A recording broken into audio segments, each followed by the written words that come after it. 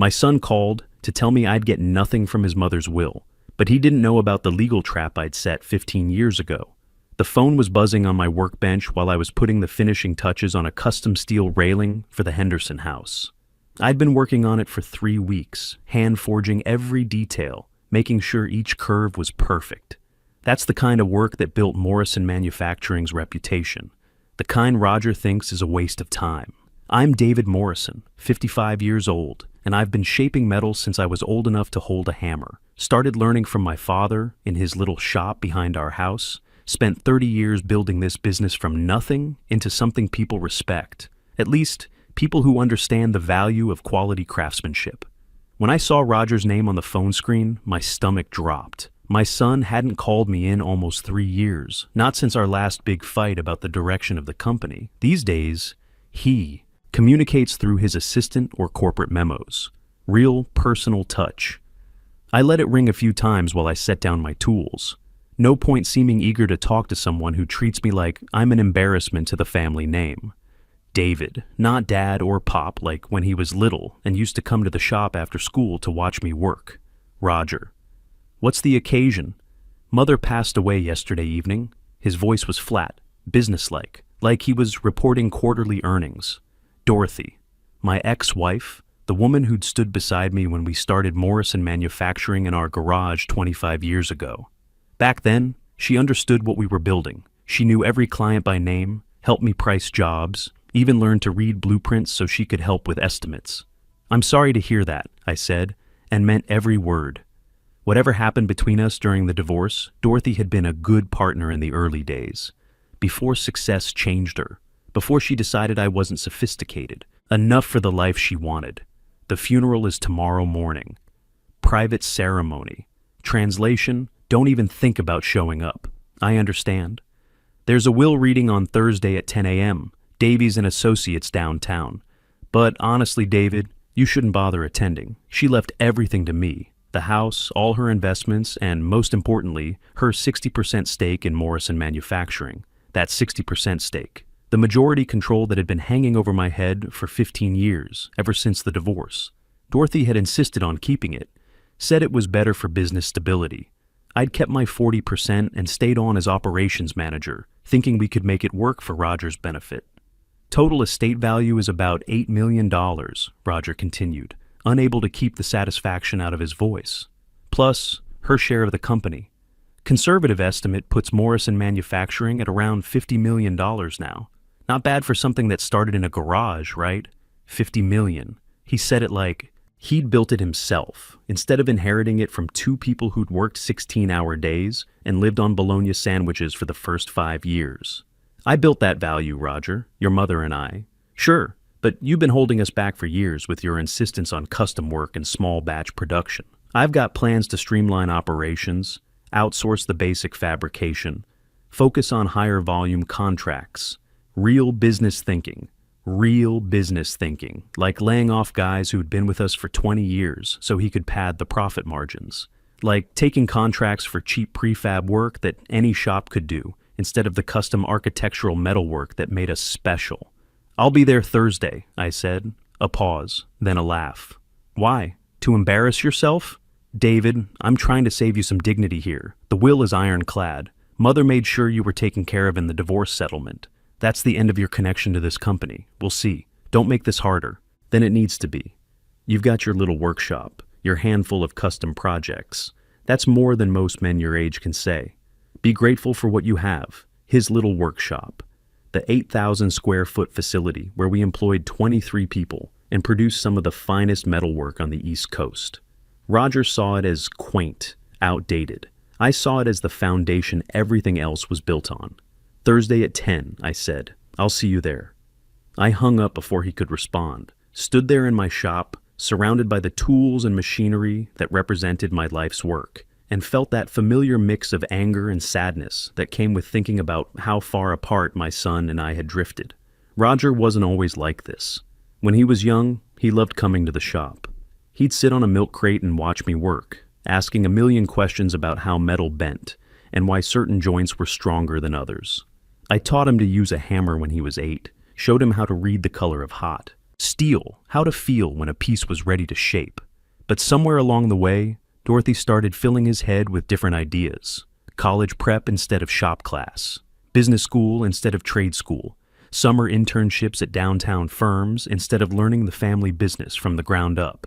By the time he graduated with his MBA, Roger looked at Morrison Manufacturing like it was some kind of relic, dirty work for simple people. He had bigger plans.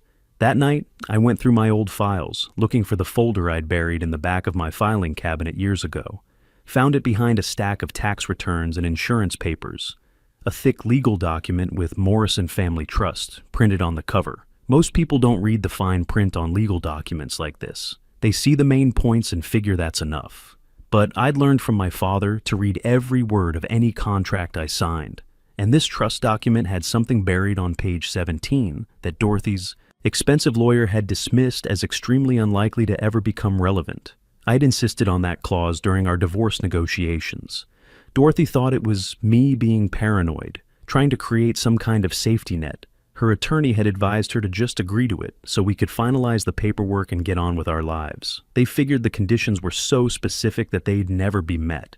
But I knew something they didn't. I knew my son. I knew that once Roger got control of the company, once he started making the kind of money that impressed his college friends and business contacts, he'd begin to see his old man differently. Not as the craftsman who'd built something worth inheriting, but as an obstacle to progress. A relic from the old days when things moved slower and people cared more about quality than quarterly profits. And I was right. The clause was simple, really. If Roger ever systematically excluded me from meaningful participation in company operations for more than 5 consecutive years, if he treated me like hired help instead of a founding partner, then Dorothy's 60% stake would revert to me automatically upon her death. Roger had been pushing me to the margins for 8 years now. 8 years of being shut out of strategic planning meetings. 8 years of having my input dismissed or ignored. 8 years of watching him make decisions that prioritize short-term profits over the reputation we'd spent decades building. He thought he was protecting his inheritance. What he was actually doing was triggering the very clause that would take it away from him. The Davies and Associates building was one of those downtown towers that screamed expensive legal fees. All marble and brass, with a lobby that could fit my entire shop. The kind of place where they charge you $500 an hour just to sit in the waiting room and look at the fancy artwork on the walls. I'd been in buildings like this before, back during the divorce proceedings. Always felt out of place in my work boots and jeans, surrounded by men in $1,000 suits who spoke in legal jargon and looked at me like I was something that had wandered in from the loading dock. But this time was different. This time, I wasn't the one asking for something. This time, I was holding all the cards, even if nobody else knew it yet. The elevator ride to the 15th floor gave me time to think about what was coming. I'd spent the last 3 days going over that trust document again and again, making sure I understood every word. Called my own lawyer, Pete Kowalski, who'd handled my business contracts for 20 years. Pete had looked over the clause and whistled low. "David, if what you're telling me about Roger's behavior is true, this thing is a legal time bomb," he'd said. Dorothy's lawyers really screwed up when they let this language through. They thought it would never matter, I'd told him. Figured Roger would always treat me fairly. Pete had shaken his head. Rich people, they think money solves everything, even family problems. Sometimes it just makes them worse. The receptionist was young, probably fresh out of college, with the kind of polite smile they teach in business school. She led me down a hallway lined with portraits of stern-faced men in expensive suits. The founding partners, probably, all of them long dead, but still watching over the firm's reputation. The conference room was exactly what I'd expected. Long mahogany table that probably cost more than my truck. Chairs that looked like they belonged in a museum, floor-to-ceiling windows with a view of the downtown skyline. I could see Morrison Manufacturing's building from here. Not the tallest or fanciest, but solid and well-maintained. The kind of building that would last. Roger was already there, of course, sitting at the head of the table like he owned the place, wearing a charcoal gray suit that probably cost more than most people made in a month. He was on his phone, making deals or whatever it is corporate executives do to feel important. Didn't even look up when I walked in. Across from him sat a man in his 60s with thinning gray hair and sharp eyes behind gold-rimmed glasses. Had to be Mr. Howard, the senior partner. He stood up when I entered, extended a firm handshake. "Mr. Morrison, thank you for coming. Mr. Howard, I appreciate you including me." Roger finally put his phone down, gave me the kind of look you'd give a stray dog that wandered into your backyard. "I told you this was pointless, David. You're wasting everyone's time." "All interested parties were invited," Mr. Howard said diplomatically.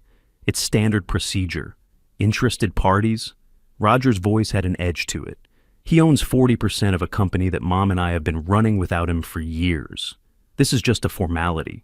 I didn't take the bait, just took a seat halfway down the table, far enough from Roger to avoid any more unpleasant conversation, close enough to hear every word clearly.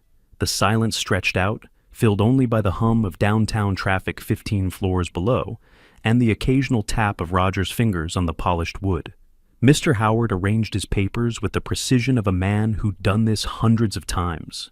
Death was just another business transaction to him, another set of documents to read and legal requirements to fulfill. But for the people sitting around his table, it was the moment when years of planning and hoping and fighting finally came to a conclusion. "Before we begin," Mr. Howard said, adjusting his glasses, "I want to make sure everyone understands that this is the formal reading of Dorothy Morrison's last will and testament, as well as the associated trust documentation. Both documents are legally binding and have been properly executed according to state law." Roger was trying to look somber and respectful, but I could see the anticipation in his eyes. This was his coronation day, the moment he'd been waiting for his entire adult life. In his mind, he was about to officially become the sole owner of everything his parents had built. "Mrs. Morrison's will is quite straightforward," Mr. Howard continued. "She was very clear about her intentions and left detailed instructions for the distribution of her assets." He opened the first folder and began to read in that flat professional tone that lawyers use when they're delivering life-changing news. "I, Dorothy Morrison, being of sound mind and body, do hereby declare this to be my last will and testament." The preamble went on for several paragraphs, full of the usual legal language about revoking previous wills and confirming mental capacity. Dorothy had always been thorough, even in death. She wanted to make sure there were no loopholes, no ways for anyone to challenge her final wishes. Then came the specific bequests, and Roger's satisfaction was almost visible. The house in Westfield, $850,000 to Roger. Her investment portfolio with Morgan Stanley, $3.2 million to Roger. Her collection of jewelry and art, $400,000 to Roger. Even her car, a BMW she'd bought just 6 months before her death, to Roger. With each item, Roger's posture got a little straighter, his smile a little wider. This was his vindication, proof that his mother had seen him as the worthy heir to everything she'd worked for. Every bequest was another nail in the coffin of my connection to the family fortune. But I wasn't worried, not yet, because the real business hadn't started. Regarding Mrs. Morrison's ownership stake in Morrison Manufacturing and Fabrication, Mr. Howard said, reaching for a different folder, "This requires some additional explanation." Roger's smile faltered just a fraction. "Additional explanation? What kind of explanation?" "The company shares come to me, just like everything else." Mr. Howard's expression didn't change, but he took his time opening the second folder. This one was older, more worn. The papers inside looked yellowed with age. "Mrs. Morrison's 60% stake in the company is held in a trust established at the time of her divorce from Mr. David Morrison," he said carefully. "The trust includes certain provisions that may affect the distribution of these shares." "What kind of provisions?" Roger's voice was sharp now, the confidence starting to crack. "Provisions that were designed to protect the interests of both founding partners," Mr. Howard said. "Provisions that your mother agreed to 15 years ago as part of the divorce settlement." I saw the first flicker of real fear in Roger's eyes. He was starting to realize that maybe, just maybe, he didn't know everything he thought he knew about his inheritance. "What provisions?" Roger repeated, his voice rising. "My mother never mentioned any provisions. The company shares are mine. That's what she always told me." Mr. Howard pulled out a document that looked like it had been stored in a filing cabinet for years. The paper was slightly yellowed, the edges soft with age. "This is the Morrison Family Trust, established on June 15, 2008, as part of the divorce settlement between Dorothy Morrison and David Morrison. Roger was leaning forward now, all pretense of casual confidence gone. I've never seen that document before. There was no reason for you to see it, Mr. Howard said calmly. It was a legal agreement between your parents, designed to protect the interests of the company and ensure fair treatment of both founding partners. I could see the wheels turning in Roger's head. He was trying to figure out what this meant, how it could possibly affect his inheritance. In his world, legal documents were simple things. You owned something or you didn't. The idea that there might be conditions attached to ownership, conditions that could change everything, was foreign to him. The trust includes what's called a family harmony clause, Mr. Howard continued, reading from the old document. It states that Mrs. Morrison's 60% ownership stake in Morrison Manufacturing will transfer to the designated beneficiary, in this case, Roger Morrison, upon her death, provided that certain conditions are met. What conditions? I could hear the panic starting to creep into Roger's voice. The primary condition is that the beneficiary must maintain a collaborative and respectful working relationship with the minority shareholder, Mr. David Morrison, for the entire period between the establishment of the trust and Mrs. Morrison's death. Roger's face went pale. Collaborative and respectful? That's completely subjective. How could anyone prove something like that? Mr. Howard turned several pages in the trust document. The clause is quite specific about what constitutes a violation. It includes systematic exclusion from strategic planning, failure to consult on major business decisions, and any pattern of behavior designed to marginalize the minority shareholder's role in company operations. This is ridiculous, Roger said, but his voice was shaking now. I've been running the business side of things, while he handles the shop floor. That's just good management structure. The trust also specifies that violation of the family harmony clause for a period exceeding 5 consecutive years will result in the automatic reversion of the 60% stake to the minority shareholder. The silence that followed was deafening. Roger just sat there, staring at the document like it was written in a foreign language. I could see him trying to do the math in his head, trying to figure out if what I thought was happening was really happening. How long? He asked quietly. Mr. Howard consulted his notes. Our investigation shows that Mr. David Morrison was systematically excluded from executive decision-making, beginning in approximately 2015.